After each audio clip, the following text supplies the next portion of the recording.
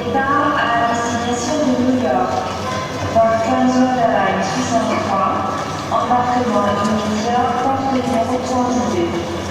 Departure to New York. Transworld Airlines Flight 803. Immediate boarding, gate number 32. 5, 4, 3, 2, 1, 9.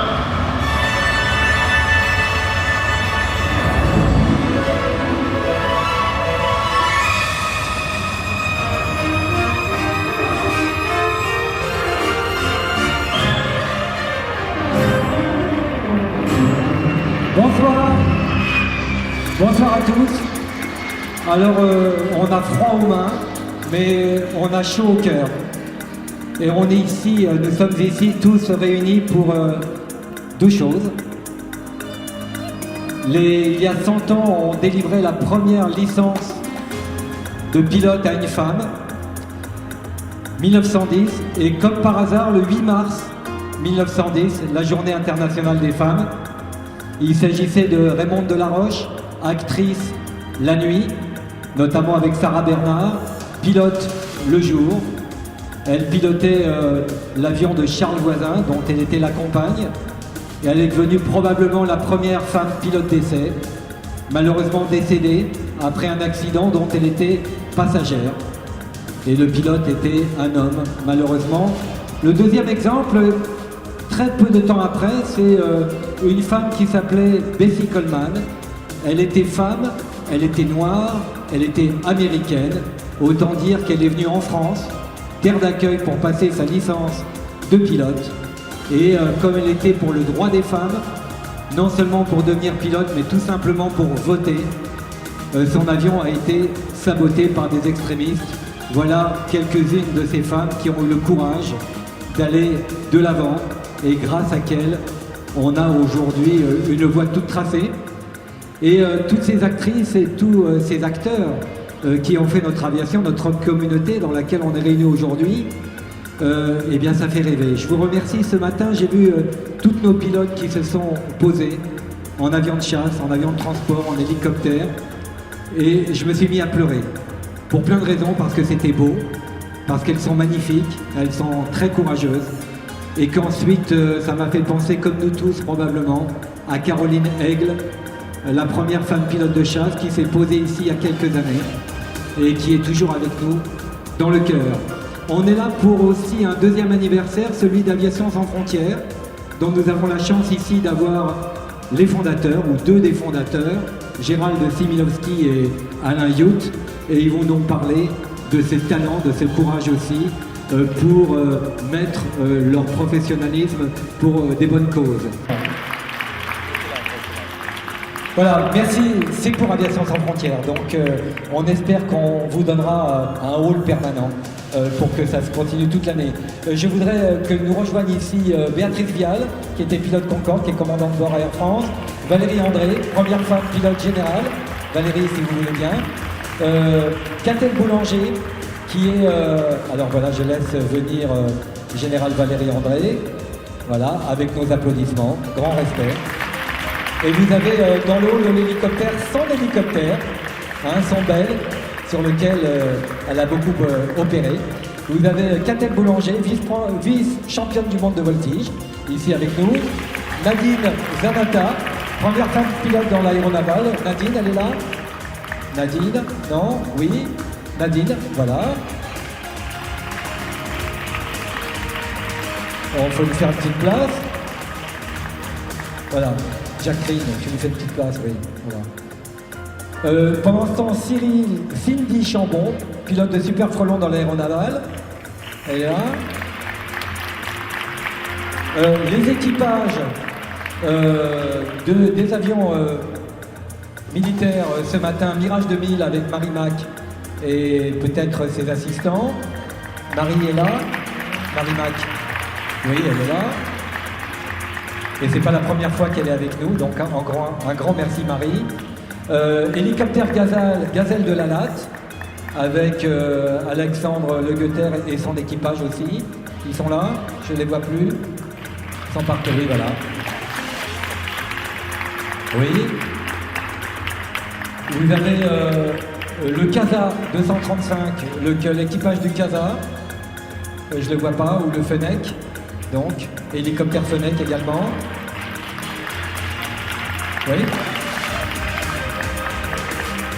Le C-135 de la gendarmerie, avec Tiffany Morin et Claudia Bergo, qui est le pilote, qui est la pilote, pardon. Rapprochez-vous de la lumière, là, un petit peu, là. Et puis, l'hélicoptère le C-145 de la sécurité civile, qui a à son bord une pilote de Canadair, Cathy Azaro et Martine Gaillard. Martine Gaillard est là. Oui. Nous avons une délégation de pilotes privés américaines et canadiennes, Mireille Goyer et Amy Mars Laboda.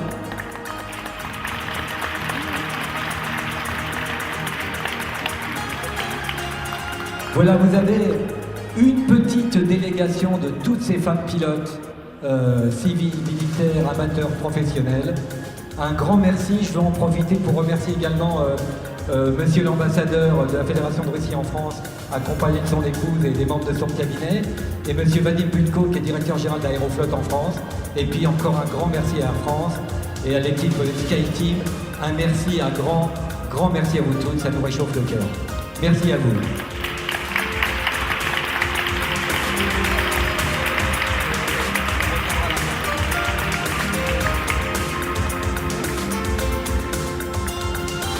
Et maintenant, je vous prie d'applaudir. Elle a fait la gentillesse d'être avec nous pour présenter ce défilé. Nathalie Vincent.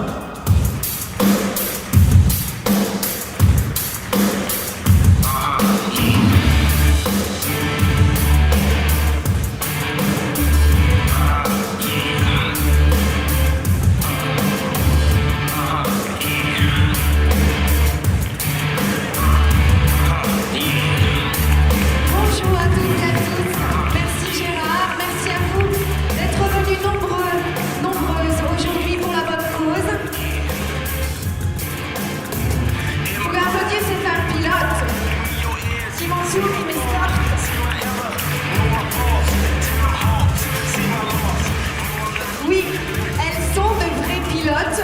Je ne porte que l'uniforme. Je ne suis pas déguisée, non, c'est bien ma combinaison. J'ai eu la chance en l'an 2009 d'être la marraine de la 2e patrouille de l'armée de l'air, la patrouille Cartouche Dorée. J'ai à cette occasion pu les accompagner dans de nombreux meetings un peu partout en France et de voler avec eux à bord de leurs avions, de vivre les sensations fortes. Et j'espère que vous vivrez les sensations fortes aujourd'hui grâce aux jeunes femmes que vous verrez, aux uniformes que vous découvrirez et grâce à moi qui serai la pilote, en fait, quelque sorte, de ce défilé. Voilà. On peut les applaudir, elles sont venues en avion pour vous aujourd'hui, pour cette belle manifestation. Merci mesdames. Parmi les 12 000 pilotes professionnels français, 548 sont des femmes. L'École nationale de l'aviation civile ne s'est ouverte aux femmes qu'en 1973. Avec l'admission de Patricia Hafner, actuellement pilote de l'A380. Chez les pilotes privés, 3000 sont des femmes, soit 7% des licenciés. Dans l'armée de l'air, elles sont 350 pilotes, 11 volent sur avion de chasse. Et là, je vous demande un tonnerre d'applaudissements. Elle va vous entendre. À Virginie Guyot, première femme leader de la patrouille de France. On peut l'applaudir et on peut être fiers d'elle. Elles peuvent aussi être fières d'elle. Ces femmes qui sont représentées au sein de l'armée de terre et de la gendarmerie, elles sont venues nous rejoindre ce matin et aux commandes de leurs hélicoptères. Alors, mesdames, mesdemoiselles, messieurs, les enfants, je vous vois. J'espère que vous êtes confortablement installés, que vous avez attaché votre ceinture. Le décollage est imminent.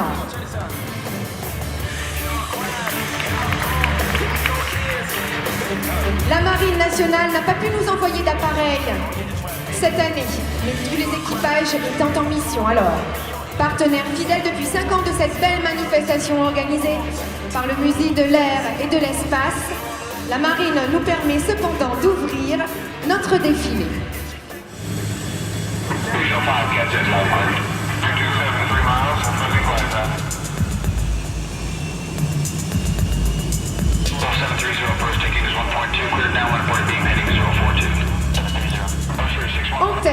la pilote en combinaison et casque de vol est entourée du chef de piste en blanc, du technicien de piste en vert et noir, du patron d'appareil en marron et du technicien armement dit le boom en rouge.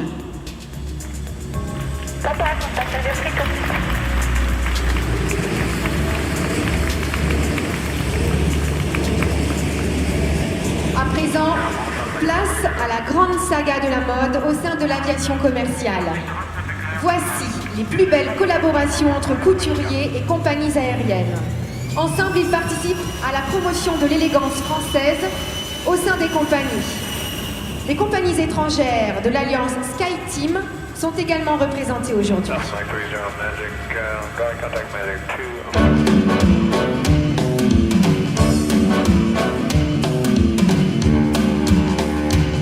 1940, aux États-Unis, tailleur d'hiver Delta, présenté par une hôtesse de la compagnie.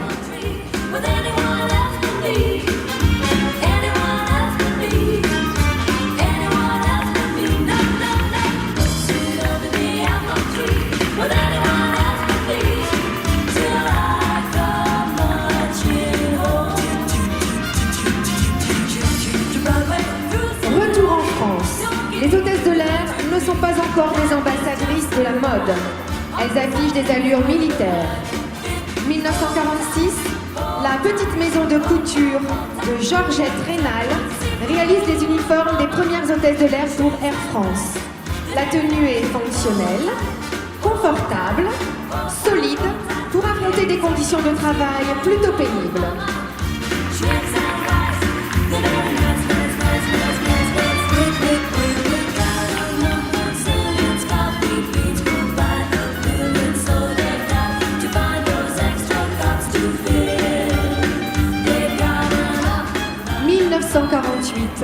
Tailleur Georgette Rénal pour Air France. À cette date, Air France devient compagnie nationale.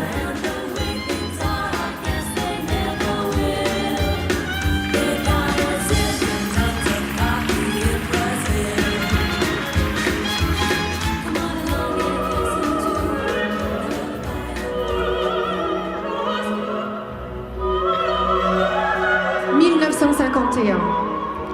Tailleur était Georgette Rénal, devenue Georgette de 13 pour Air France, qui féminise l'allure des hôtesses. C'est l'ère de l'élégance et de la sophistication. L'hôtesse dispose de 2 tailleurs de tissus différents. C'est l'apparition du premier costume d'été. «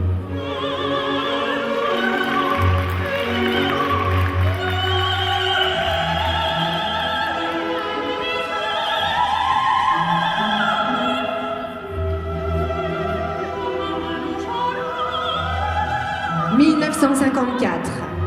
Tailleur Georgette de 13 pour Air France, que porteront les hôtesses lors de la mise en ligne du premier avion à réaction, la Caravelle, et c'était en 1959. Le manuel du personnel réglemente les moindres détails de la tenue. Le port du béret est obligatoire à l'extérieur et interdit à l'intérieur de l'avion.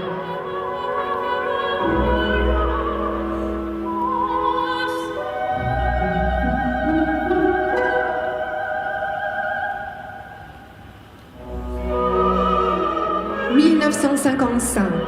Robe de la maison Virginie pour Air France, créée pour les destinations chaudes.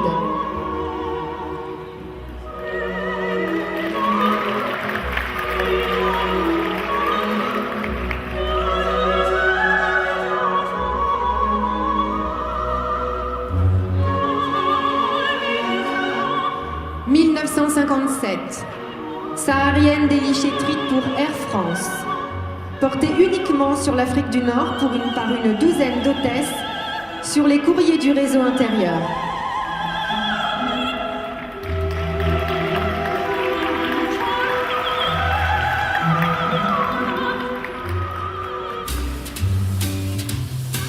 Je m'en vais dimanche à Orly sur l'aéroport. On voit s'envoler 1962, tailleur hiver Georgette de 13 pour Air Inter. Tout l'après-midi, il y a de quoi rêver. Je me sens des fourmis dans les idées. Quand je rentre chez moi, la nuit tombée. Nous sommes toujours en 1962. Cette fois-ci, vous pouvez découvrir la robe été Georgette de 13, portée sur les lignes d'Air Inter. On voit s'envoler des avions, tous les pays, toute une vie. Laisse tomber les filles, laisse tomber les filles, un jour c'est toi qu'on baissera. Laisse tomber les filles, laisse tomber les filles, un jour c'est toi qui pleureras. 1962, robe été de Nina Ricci pour UTA. Je dirais c'est bien fait pour toi, je dirais ça t'apprendra, je dirais ça t'apprendra. Laisse tomber les filles, ça te jouera un mauvais tour. Laisse tomber les filles, tu les paieras un 1963, vous allez pouvoir découvrir un tailleur hiver, marque Bohan de la maison Dior pour Air France. C'est l'ère de la modernité, de l'aéronautique civile, des premiers avions à réaction. Il était alors interdit de retirer la veste, quelles que soient les circonstances. Et c'est à partir de 1963 que le mariage des hôtesses n'est plus un motif de licenciement.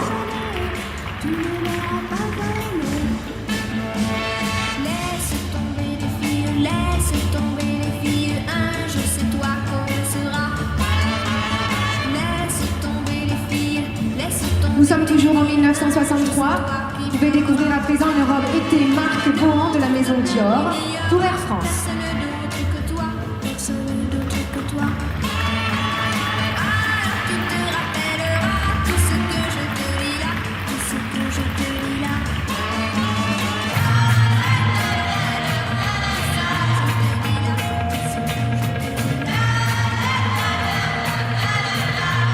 On avance dans le temps, nous retrouvons en 1968-69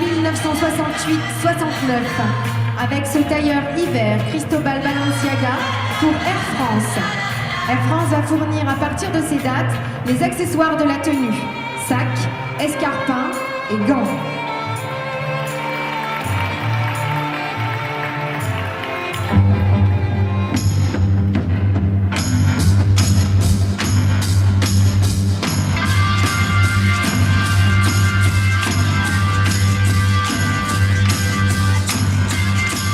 Côté estival avec ces tenues, eh bien oui, nous sommes toujours 68-69, tailleur été Cristobal Balenciaga pour Air France.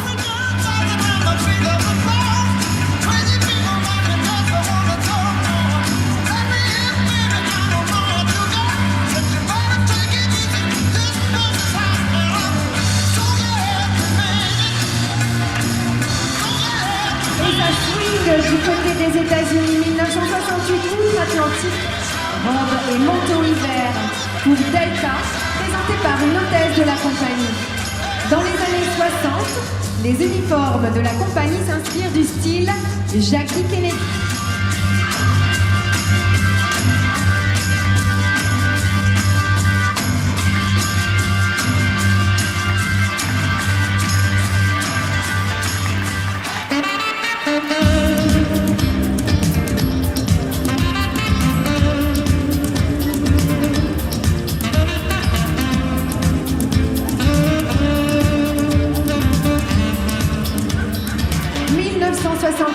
Robe hiver de Pierre Cardin pour UTA.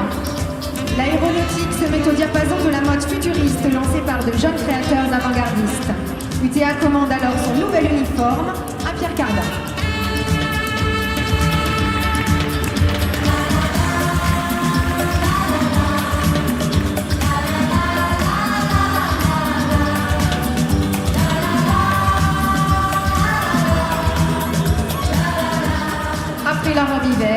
La robe été 1968, créée par Pierre Cardin pour UTA.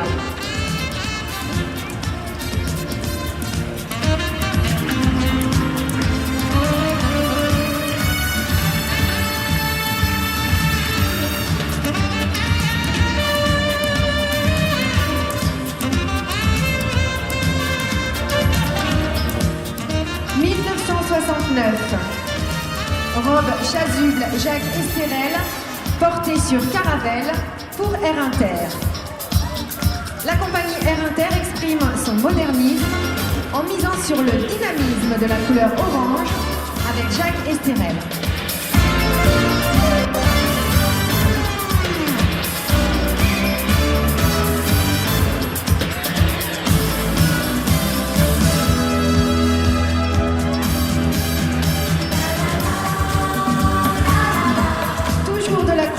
On est toujours en 1969. Ensemble, pantalon tunique Jacques Esterel, porté sur Caravelle pour Air Inter.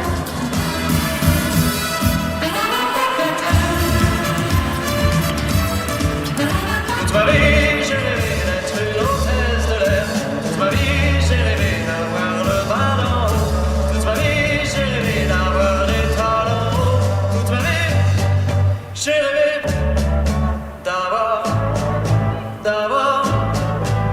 Nous sommes en 1970, retour outre-Atlantique, ensemble, pantalon, tunique et jupe pour Delta présenté par une hôtesse de la compagnie. Avec l'émission Apollo de la NASA sur la Lune, les uniformes de Delta prennent aussi une autre allure.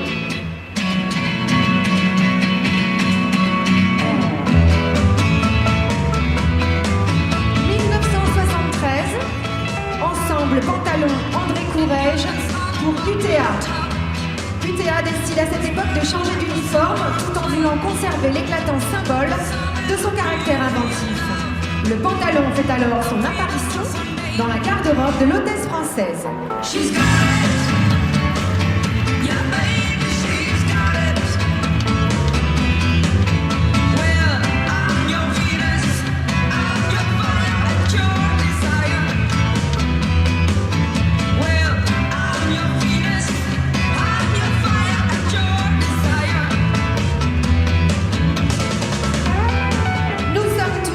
En 1973. Vous pouvez découvrir à présent un ensemble jupe André Courrèges pour UTA. André Courrèges avait bouleversé la mode et révolutionné la silhouette quelques années auparavant.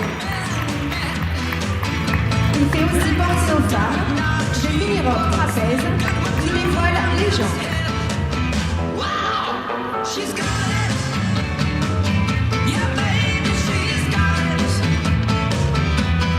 Et ça peut s'applaudir aussi, hein.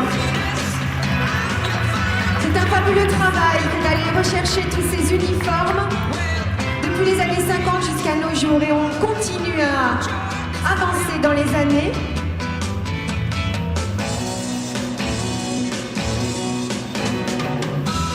Alors là, nous sommes toujours en 1973 et vous pouvez découvrir ce tailleur Delta présenté par une hôtesse de la compagnie. Foulard dans les cheveux. Et pourquoi? Parce que c'est la première fois que le chapeau ne fait plus partie de l'uniforme.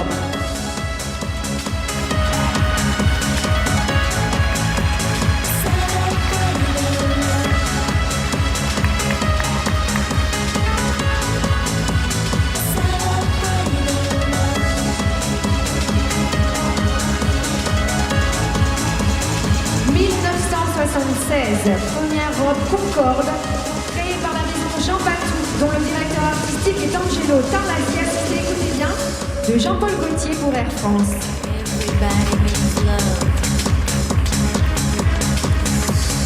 Les robes Concorde ne sont portées qu'à bord. Les hôtesses portent l'uniforme Air France ailleurs.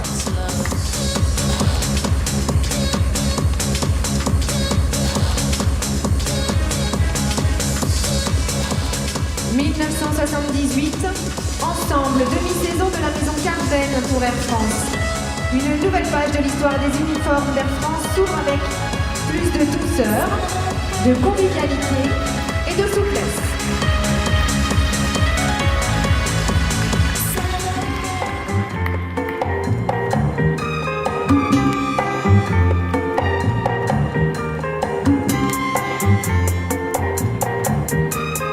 Nous sommes dans les années 80, 1986 exactement. Vous pouvez découvrir la robe Concorde Nina Ricci pour Air France, en accord avec le renouvellement de la décoration intérieure des avions.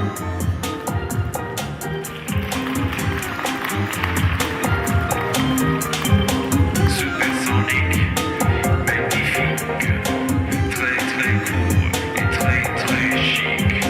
Supersonique. 1987. Robe chemisier écrit Louis Ferraud pour Air France. Ce nouvel uniforme modulable et coordonnable reprend le principe de 1978 d'une garde-robe confiée à 3 couturiers, Nina Ricci, Carven et Louis Ferraud.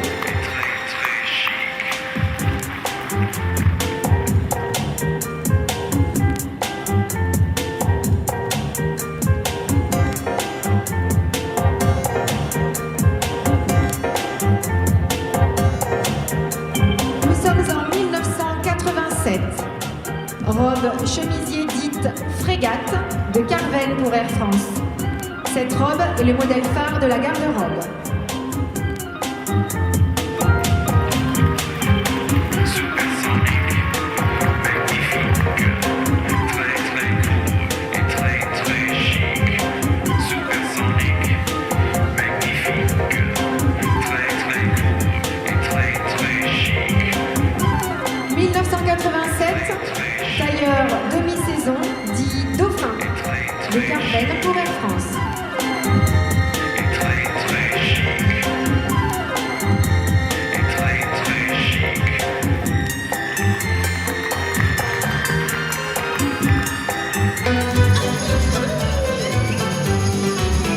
Attends-moi là au point, ma chérie. Je vais chercher les billets pour Tahiti.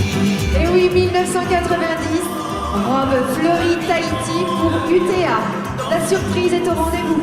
Après le décollage de Los Angeles, les hôtesses quittent leur uniforme classique et apparaissent en robe pour route tour. Ça fait été la seule base d'Air France au monde à avoir un uniforme spécifique. Mais la sécurité prime sur le folklore. Les hôtesses ne peuvent se changer qu'après le décollage et retrouvent leur uniforme classique avant l'atterrissage. Ici en bleu, porté par Madame Gérard Felder, et en rose, elle se portait pieds nus avec des tongs.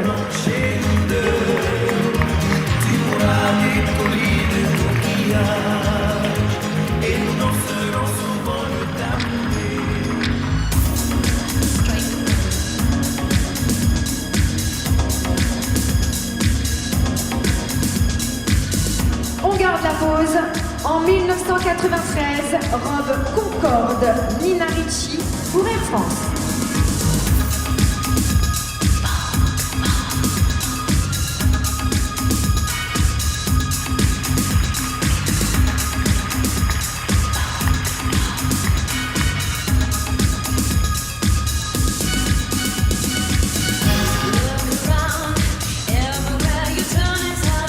« 1997, tailleur été Nina Ricci pour Air France.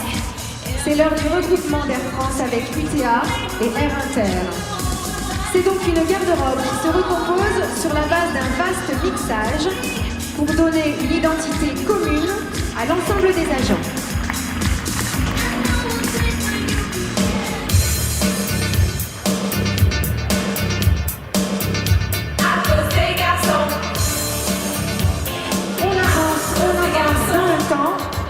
En 2000, c'est la naissance de l'alliance SkyTeam.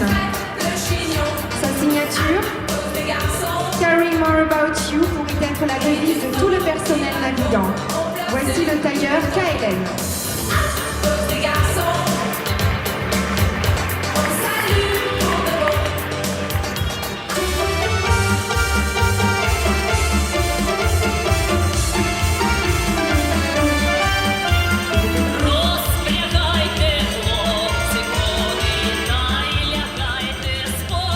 découvrir à présent les tenues portées actuellement sur les lignes d'Aéroflotte, présentées par les hôtesses de la compagnie.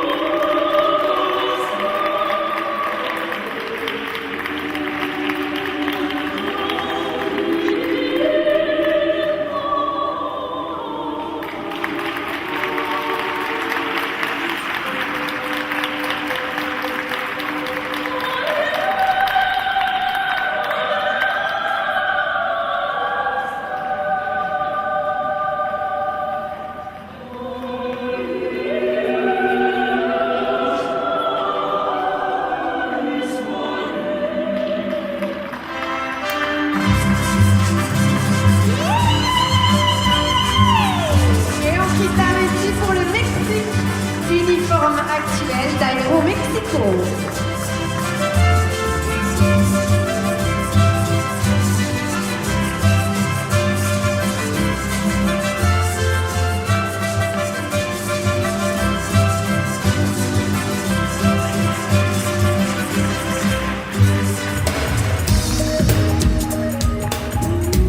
Nous poursuivons notre voyage autour du monde ici au musée de l'air et de l'espace.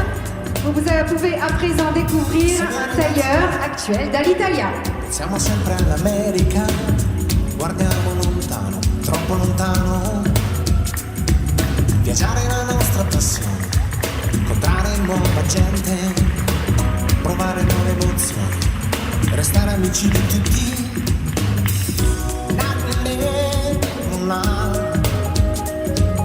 Nous restons du côté de l'Italie pour découvrir une autre version de l'uniforme d'Alitalia. Siamo i ragazzi di oggi, anime nella città, dentro il cinema vuoti, seduti in qualche bar e camminiamo da soli, nella notte più scura, anche se il domani ci fa un po' paura, finché qualcosa cambierà.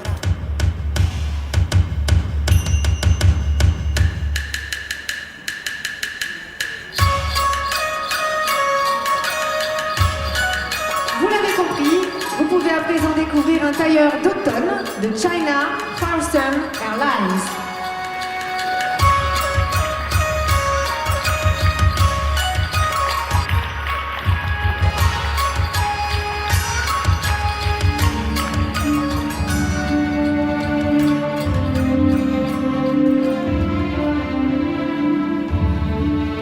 Après l'automne, il y a l'hiver, et après l'hiver, il y a le printemps. Voici un ensemble printemps China Southern Airlines.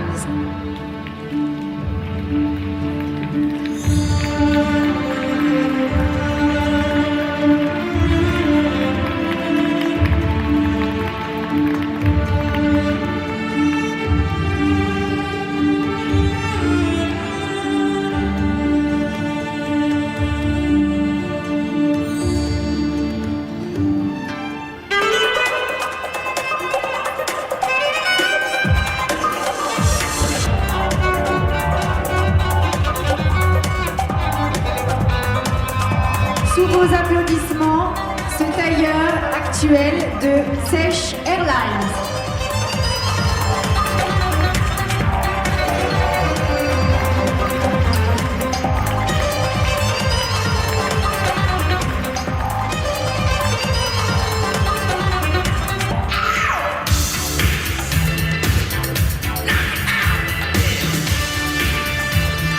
Allez, retour dans l'actualité, on repart aux États-Unis. Voici la tenue actuelle de Delta portée par une hôtesse de la compagnie.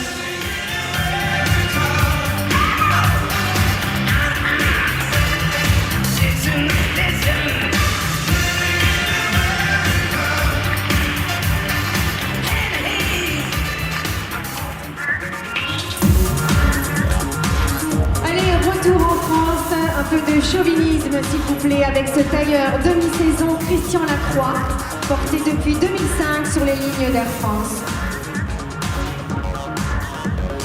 Un aéroport, une aérogare, un aérodrome, un aéroplane, un aéronef, des aérofreins, un aéroclub, des aérosols. Suivi de cette robe signée Christian Lacroix. L'uniforme a un impact majeur sur l'image d'une compagnie aérienne. Il doit donner aux passagers l'impression qu'ils sont déjà dans le pays de destination. Il est aussi un lien psychologique au sein du personnel partout dans le monde. Il renforce le sentiment d'appartenance à la compagnie. Un aérateur, l'aérocommis. Il contribue aussi à l'aisance de celui qui le porte et au plaisir de celui qui le voit, n'est-ce pas? Ce défilé est à présent, allez, quasiment terminé. Je vous demande encore d'applaudir toutes ces demoiselles qui ont défilé devant vous. Je vais appeler, parce que le personnel navigant est composé aussi de pilotes masculins. On va les appeler, les applaudir, de vrais pilotes parmi nous, hommes cette fois-ci. Allez, vont venir sur notre tarmac. Je vais en profiter en les attendant. Allez-y, venez, messieurs. Je vais en profiter pour remercier le musée de l'air et de l'espace pour cette superbe manifestation. Bravo aux demoiselles, aux mannequins qui ont défilé, aux habilleuses, aux maquilleuses, aux techniciens, à toutes celles et tous ceux qui n'ont pas compté leurs heures pour préparer cet événement au profit d'ASF. Merci à Catherine, à Pascal, Marie-Christine, à Noël, à Gilbert, à Rico. Pardon à ceux que je n'aurais pas cités, mais merci beaucoup pour votre travail, pour votre collaboration. Merci Gérard. Et merci, et nos applaudissements à Nathalie Vincent qui a été formidable avec nous.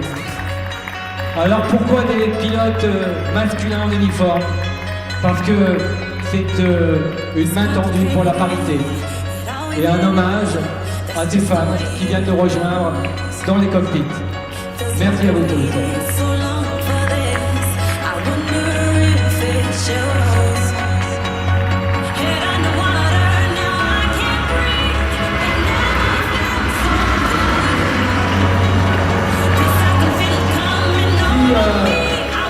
Les femmes pilotes qui sont venues nous rejoindre sur le tarmac veulent bien nous rejoindre également. Elles sont bienvenues parmi nous. Venez, venez, pilotes civils, pilotes militaires, mécaniciennes, pilotes privés, alignez-vous. Et ainsi toute la famille aéronautique sera réunie pour un hommage aux 100 ans femme pilote, Valérie André, et notre mécanicienne du Concorde, Alex, notre première femme pilote handicapée, qui a été jusqu'à Dakar avec son avion, formidable. Il faudrait toute une journée pour raconter ces histoires fabuleuses. Et puis un grand coup de chapeau à Aviation Sans Frontières et à tous ces bénévoles.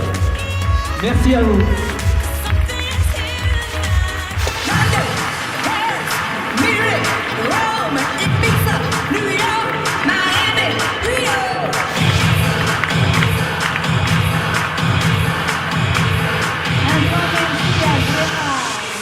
Un grand merci à Gérard Pelzer de nous avoir procuré une journée aussi charmante.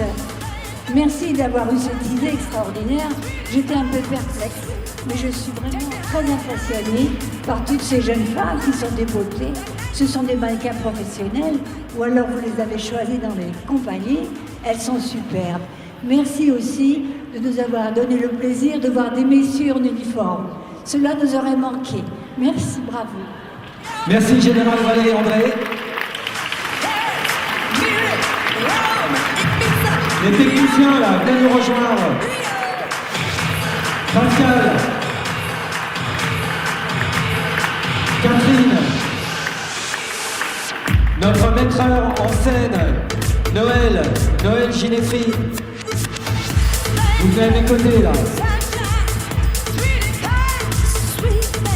Pascal Lizet, qui nous fait toutes nos relations presse. En premier, derrière, Noël Ginefri.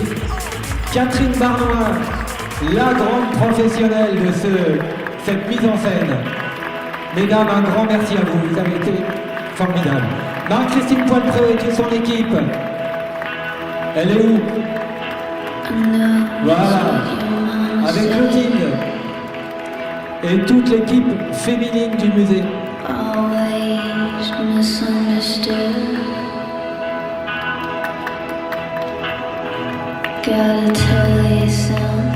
Rendez-vous l'année prochaine et de toute façon bien avant, parce qu'il y a des surprises qui vous attendent ici.